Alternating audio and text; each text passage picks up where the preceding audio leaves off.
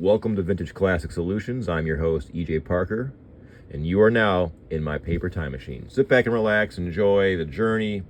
We are going back to January 1985. What is this? Heavy Metal Magazine. This is a bit more obscure. The Adult Illustrated Fantasy Magazine. I found this at a comic book store.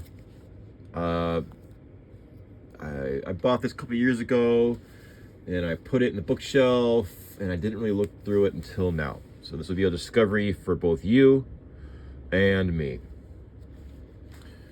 So let's take a look. Hope you're doing all right. It's probably like 6 in the morning. Tor's Nightmare. Now this, I don't know. This is just a look through. I have no idea what this is really. I can't comment about the actual magazine because I was 5 when this came out. So this is before my time. Let's go the oh, that's awesome. Heavy metal. You can save now if you hurry. That is just awesome. The female form, kind of like, it's not like really a robot. And then the Black Panther, that is awesome. Now the intentionally funny parody of the unintentionally funny science fiction classic. There's a real vibe to this early 80s, like National Lampoons, that graphic, right? That semi-realistic fantasy. Let's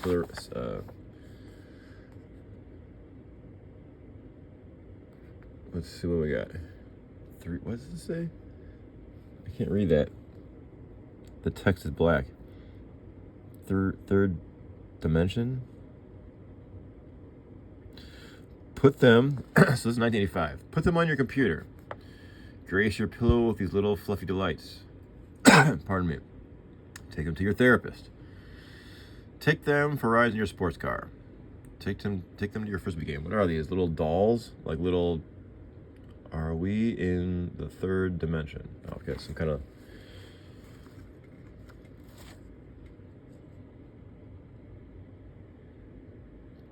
Characters copyright, Bob Griffith, 7484. Yeah, this isn't out of my memory. I was 5. I mean, this stuff was way above, over my head when I was 5. 1985. Contents. All right, let's discover together, I guess. I got my little heater on in the background. I think some people like that. I like that noise. Like, I sleep with the fan on. I have to have it. That drone. Plus, it's cold, so I hope you don't mind that background noise. This is some comic, something Hollywood hell. This is like an adult magazine, way before the internet. So magazines, they are as they are now. They're extremely honed into certain genres for very specific tastes. And you kind of think that world of magazines has disappeared, vanished into time. But when you go to like a major bookstore like Barnes and Noble, you'll still see just racks of magazines on various random topics, and that makes me feel good. There's still folks out there reading them. I'm not sure who's writing them. That could be troublesome now, like AI writing things. I'm not sure if you tried AI. Have you tried AI yet? Had AI do any work for you? I do, but you gotta be careful, just because it's not perfect. It makes a lot of mistakes. I use ChatGPT and I use Google's Gemini for various things. Just like mundane research stuff. Like that saves me time so I can spend more time with you folks. But like, just for example, I'll test ChatGPT and I'll ask it some music theory questions that I know the correct answers to. And like construct a G flat fully diminished chord. And it couldn't do it. I was shocked. So for those of you young musicians who are planning to use ChatGPT to help you complete your music degree in college, be cautious. You can hang yourself there because I just asked ChatGPT basic music theory questions and didn't know it. So I don't know what's up with that. It apologized when I called it out. It apologizes profusely, and then it still made the same mistake. I don't know. So, and it makes mistakes about, not to get off in a total rabbit hole, but like when I was doing a lot of vintage, not vintage, like antique baseball cards over the summer, I get into my baseball, like my old timey, like 1910, 1890s baseball mood in the summer, to the chagrin of my family and friends. And where am I going with this?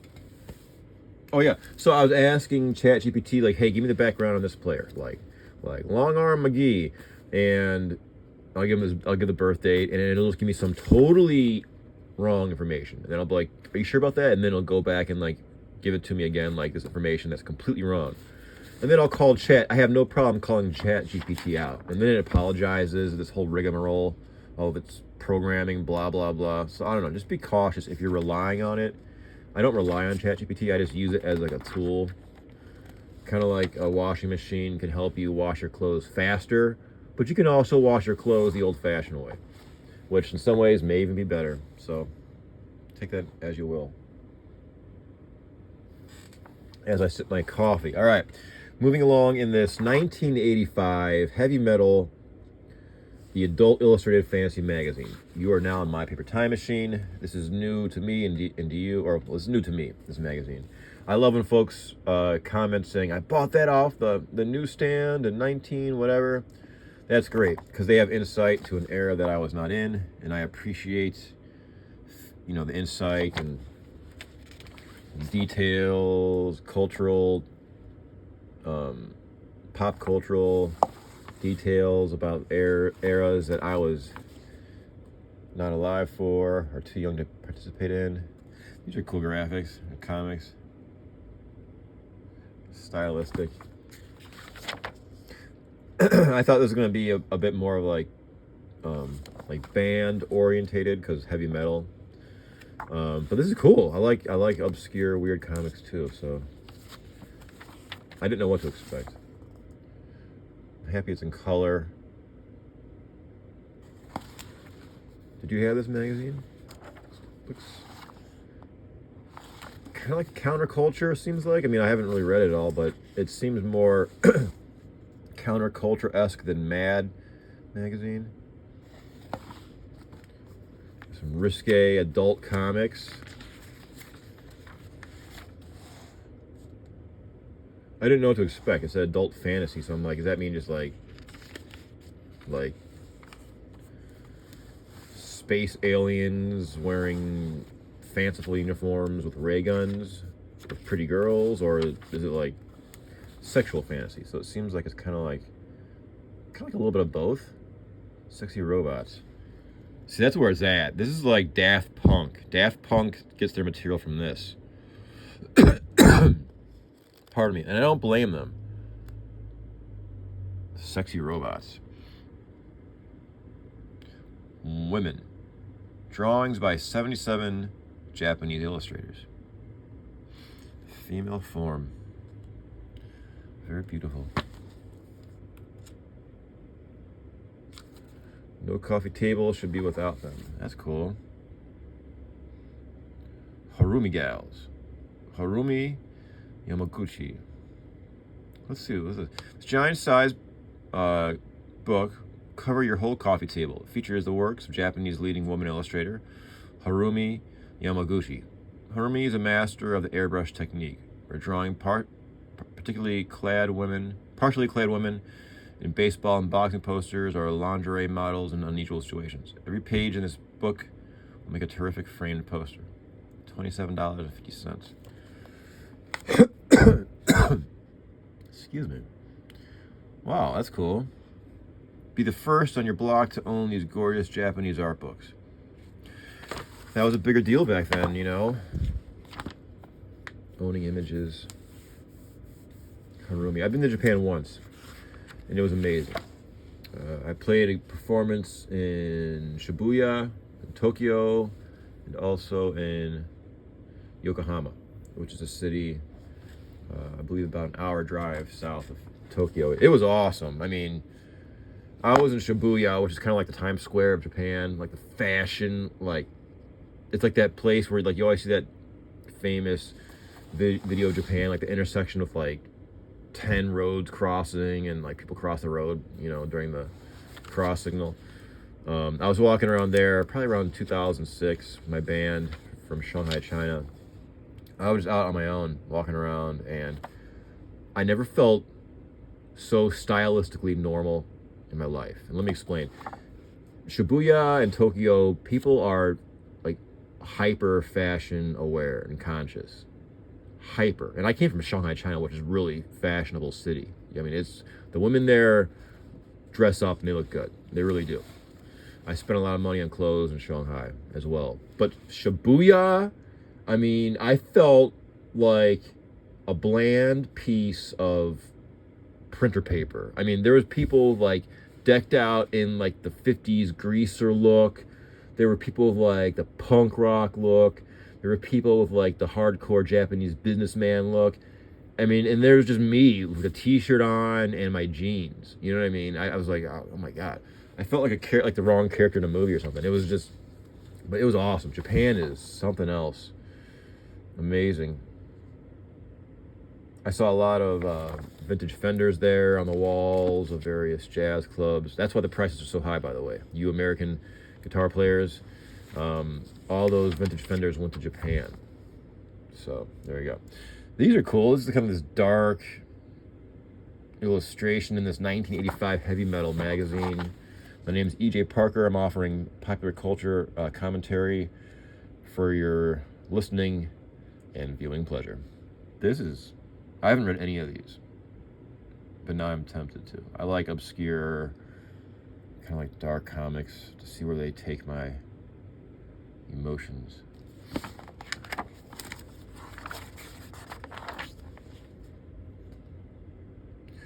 The food was amazing in Japan. That's back when I used to drink alcohol. Someone told me that, you know, I drank sake. You know what I mean? I had sake before a lot. Used to go out drinking sake. And when I was in Japan, I'm like, well, I gotta try the sake in Japan. And someone's like, well, yeah, it's great because you can drink it and not get a hangover. That is an incorrect statement, by the way. Whoever told me that, that's not right. That's not true, because my bells were ringing the next day. The next day I had a gig at like 10 in the morning in this TV studio. Oh my God. I was hungover. But I'll tell you what, this is the magical thing about music. It's a drug. Because no matter how hungover I was in the past and I played bass, or if I had a headache or I didn't feel well, whenever I was done playing my bass, I felt great. So there's some kind of drug or adrenaline that gets released in my brain. And maybe yours too if you're a musician. Or when you're doing something that you like. And after my performance, my headache or hangover would be gone.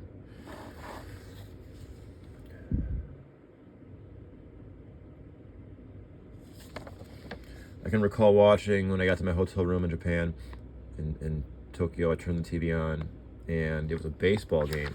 Japan loves baseball like their American counterparts, and I just turned it on at a great, like, random moment, because there was some. Forgive me, I don't know the names, but it was an epic moment in live baseball in Japan. Like some legendary baseball player nearing retirement, like hit like a grand slam like a walk-off grand slam. So I really got an epic taste of Japan, and it was just like America, like people screaming, everyone's on their feet, a sold out stadium. You know, the hitter has his hands up in glory, walking, you know, like trotting the bases, the crowd going crazy. So I was like, cool, I can relate to that right away. Yokohama Bay Stars. I remember that team. That's the Yokohama baseball team, the Bay Stars.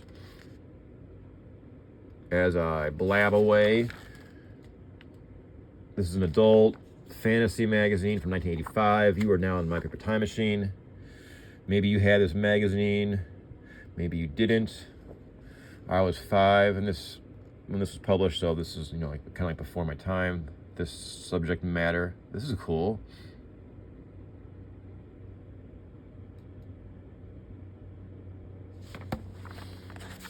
Wow.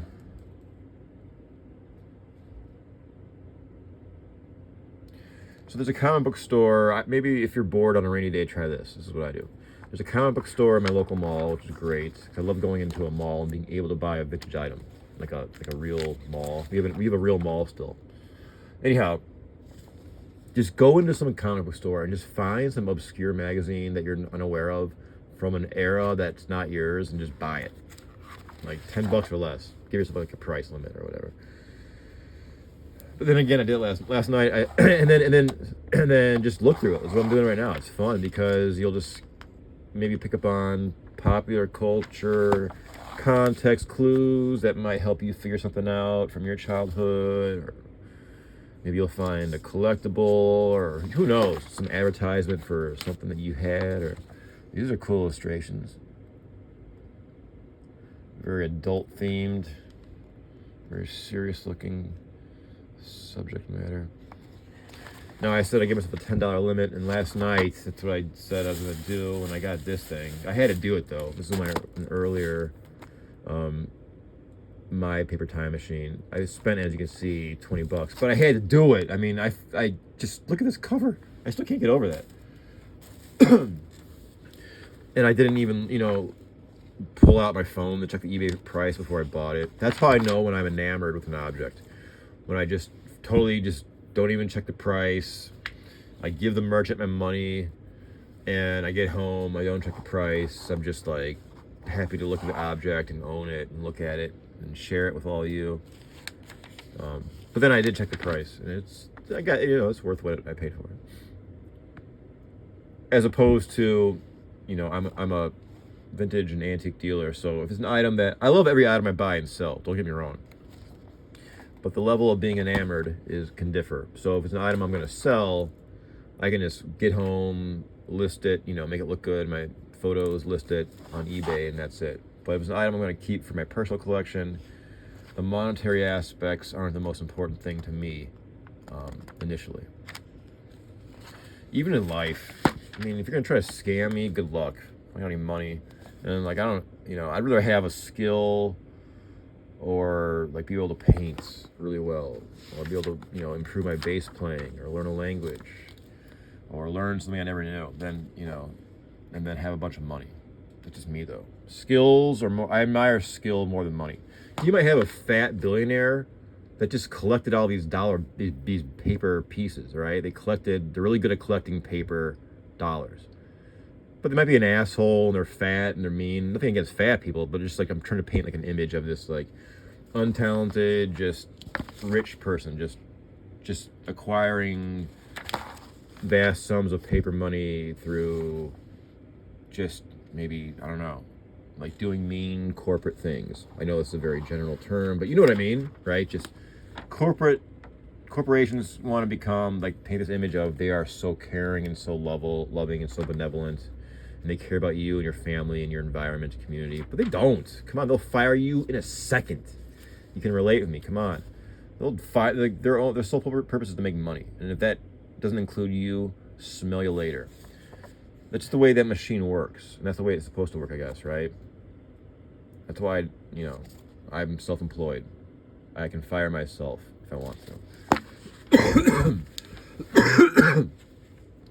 Where was I going with that? I forget. These are cool. I like this. This kind of stylistic. It's got like a 1930s kind of vibe to it. Almost like Felix the Cat. Kind of reminds me of. Oh yeah, so my point is, I admire someone that I would admire more. Like a poor person that can play the cello so well it makes you cry. I would admire that person more than, a person that's got $15 billion that has no talent besides emailing in a corporate format and just being an asshole and getting corporate things done. That doesn't float my boat. If that's you, good for you. You know what I mean? You achieved, I'm assuming, some goals in your life, which is good. But I have more admiration and respect for the person with skill, because to me that's, I don't know, that's just the way I am. Here we have, and that's why I'm broke too, I guess. I'm good at bass. I can play bass okay. I'm a pretty good bass player, and I know some antique stuff, but I don't know. Money. Elusive dollar bill. What is this? Dear readers, this month we interrupt the regularly scheduled Rock Opera 2 to bring an early to assemble life-size replica. Fab 4. This is like a, let me see. Replica of the best-selling record album in the history of the galaxy. This is like a spoof. The Beatles' fabulously successful Scorchin' Peppers burned my hard love gland. Oh, Scorchin' Peppers burned my hard love gland. I get it. Scorchin' Peppers burned my hard love gland. Yeah. What are you gonna do, folks? What are you gonna do? This is 1985. My Paper Time Machine. This is an obscure, more eclectic magazine entitled Heavy Metal Magazine. I'm your host, E.J. Parker, here at Vintage Classic Solutions. Thanks for tuning in. Adult fantasy magazine. Some fabulous illustrations. We're spoofing on the Beatles.